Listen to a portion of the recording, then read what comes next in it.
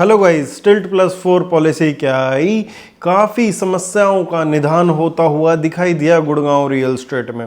आज पूरे मुद्दे पे बात करेंगे क्या किस तरीके से एक मिडिल हाउसिंग सेगमेंट के क्लाइंट के लिए चीज़ें खुलती दिखाई दी, जहाँ पे एक बहुत बड़ा गैप था गुड़गांव रियल एस्टेट में। चीज़ें जहाँ पे ख़त्म हो जाती थी 75 लाख 1 करोड़ रुपए पे, और उसके बाद चीज़ें शुरू होती थी 3, 4, 5 करोड़ रुपए पे। वो बीच का गैप कैसे भरा और कैसे ये सेगमेंट और उभरने वाला है, इस पे आज प्रकाश डालने वाला हूँ। साथ साथ में एक नई अपॉर्चुनिटी आप लोगों के लिए गवर्नमेंट द्वारा बन के निकलेगी और उसको आपको किस हिसाब से ग्रैब करना है और कौन कौन से एरियाज गुड़गांव में ऐसे रहेंगे जहाँ पे इस टाइप की पॉलिसी आप ग्रैब कर सकते हैं और साथ साथ में कम बजट का घर भी पा सकते हैं। और क्या आप लोगों को बहुत ज़्यादा कम बजट की तरफ और हाई राइज की तरफ भी जाना चाहिए, बहुत सी चर्चाएं करेंगे इस पूरी वीडियो में। पूरी इंफॉर्मेशनल वीडियो होने वाली है जो मैं करने वाला हूं। हेलो गाइज, तो मैं हूं अरविंद डागर, आपका भाई। स्वागत करता हूं आप लोगों के खुद के चैनल प्रॉपर्टी प्रोवाइडर्स में। आज हम लोग बात करने वाले हैं एक ऐसा सेगमेंट, मिडिल सेगमेंट, जो बीच में से गायब सा हो गया था। अब ये पॉलिसी STILT+4 की जो आई है, इसके बाद कुछ उम्मीदें बंधी है लोगों की। उसके मेन रीज़न ये थे, एक पॉलिसी आई थी गुड़गांव में, दीनदयाल जन आवास योजना। दीनदयाल जन आवास योजना पे 4 फ्लोर खोल के गवर्नमेंट का सीधा सा कदम है क्या, जो मिडिल हाउसिंग का बायर था, जिसके बजट में 75 लाख रुपए से 2 करोड़ में प्रोजेक्ट लॉन्च नहीं हो रहे थे और चीज़ें नहीं हो रही थी, बिल्डरों ने एक ऐसा नेक्सस बना लिया था सिर्फ और सिर्फ लग्जरी और अल्ट्रा लग्जरी के नाम पे, उसको सोल्व करने का।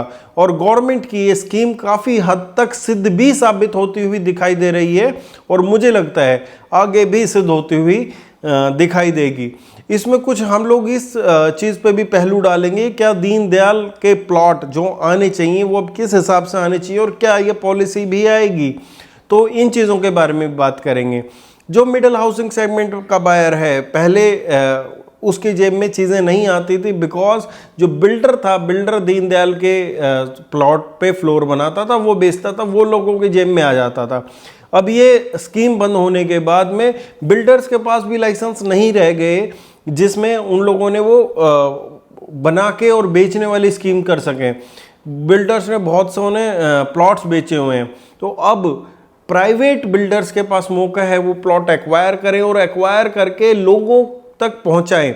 और जैसे ही वो लोगों के पास पहुंचेंगे तो उनके बजट में आते हुए दिखाई देंगे, जो कि 1 करोड़ से 2 करोड़ तक के बजट में आएंगे।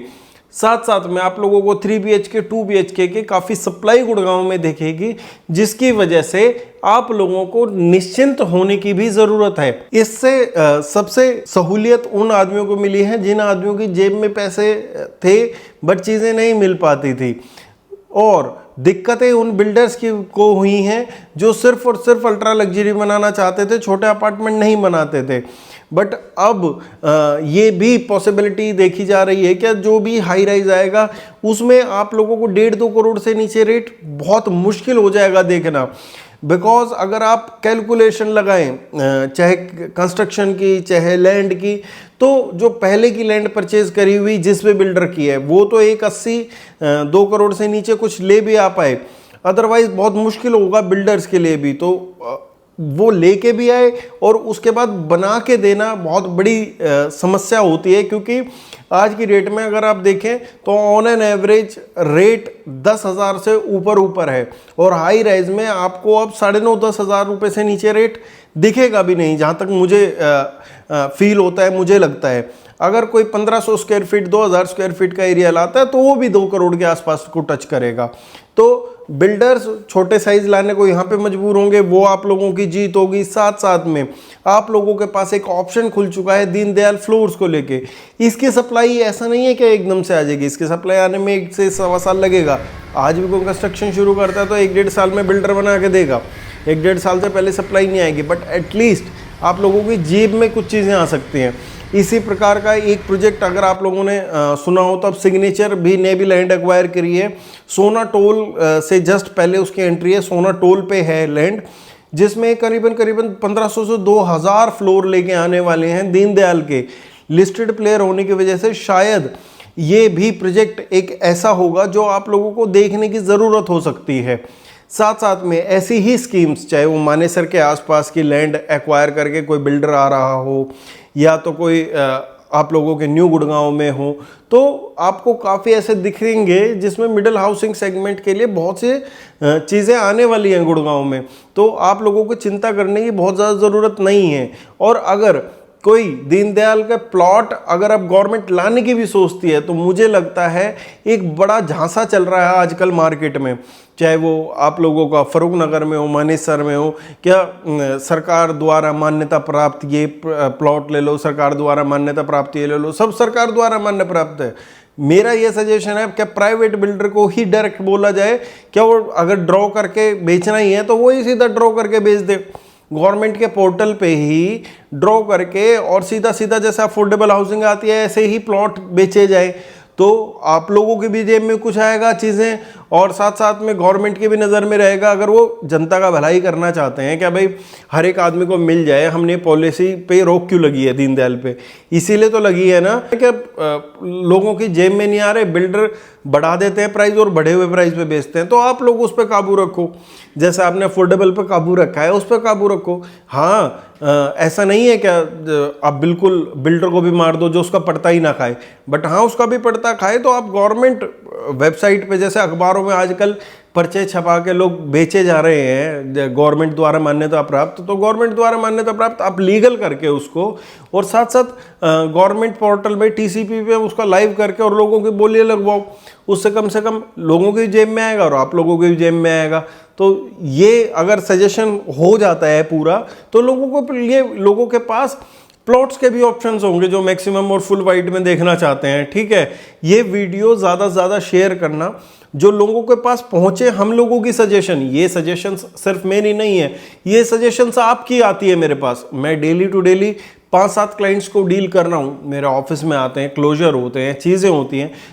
ऐसा नहीं है कि हम पर्दे के पीछे से काम करते हैं, हम लोगों से मिलना बहुत ज़्यादा ईजी है। ठीक है, आप हम तक पहुँचे, अपने क्लोजर करें, अपनी चीज़ें करें। बट अगर आप फ़ोन पे ही सिर्फ सारा ज्ञान लेना चाहते हैं तो आप लोगों को पेड कंसल्टेशन लेनी ही पड़ेगी, अदरवाइज आप आके मिल सकते हैं। चाहे आपका बजट 1.5 करोड़ हो, चाहे आपका बजट 10 करोड़ हो, we have all the options for you, क्या जिसमें से आप पिक कर सको और चीज़ें हम लोग आपके पोर्टफोलियो के हिसाब से मैनेज कर सकें। साथ साथ में अगर हम मिडिल हाउसिंग सेगमेंट के बायर की बात करते हैं, तो आज भी मार्केट में इतना बायर है मिडिल हाउसिंग सेगमेंट का जिसको चीज़ें नहीं मिलती हैं। वो सडन शिफ्ट हम लोगों को नोएडा में देखने को मिला है। यहाँ से लोग निकल के और नोएडा में जाने लगे हैं सिर्फ इसलिए क्योंकि यहाँ 7-8 हज़ार 10 हज़ार रुपये पर स्क्वायर फीट की चीज़ें ही नहीं बची। अब चीज़ें बच रही हैं वहाँ पे 8-9 हज़ार रुपये पर स्क्वायर फीट में चलती हैं चीज़ें, तो यहाँ से उठ के बाहर 8-9 हज़ार 7 हज़ार में वहाँ चला जाता है। ठीक है, आप भाई गरीब जो मिडिल हाउसिंग है ना, जैसे मैं हूँ, आप हूँ, हम लोगों को ना क्या चाहिए, हम लोगों को ऐसा नहीं है कि डेंसिटी पे ही मरे जा रहे। भाई नोएडा में यहाँ से डबल डेंसिटी है एक प्रोडक्ट की। ठीक है, कौन बात कर रहा है? क्यों? आदमी के लिए रहने के लिए ज़्यादा इंपॉर्टेंट है घर, उसको रहने के लिए मिलना चाहिए। ठीक है, कोई डेंसिटी काउंट नहीं कर रहा। जिसके जेब में ही कुछ नहीं आता, अब गुड़गांव में डेंसिटी हाई करके तुम कुछ अफोर्डेबल जेब में ही नहीं आएगा लोगों की में, तो वो रहेगा कैसे? फिर वो तो जाएगा ही दूसरी जगह शिफ्ट होगा ही, 2 टायर्स में भी शिफ्ट होगा वो। ठीक है, सोना जैसी जगह में भी आप लोगों को लोग शिफ्ट होते हुए दिखाई देंगे। बट सजेशन इज दिस कि डेंसिटी भी ज़्यादा हो, बट लोगों का रुझान जाना चाहिए हाउसिंग की तरफ, और साथ में लोगों की जेब में चीज़ें आनी चाहिए। तो वीडियो अगर आप लोगों को समझ आई हो तो शेयर और सब्सक्राइब जरूर करो। साथ साथ में आप लोगों को चिंता करने की कोई ज़रूरत नहीं है, आप लोगों के सामने कुछ ऑप्शंस आते हुए दिखाई देंगे फ्यूचर में भी और गुड़गांव में ही। तो बने रहें चैनल पे और मिलते रहेंगे अगले वीडियोज़ में। धन्यवाद।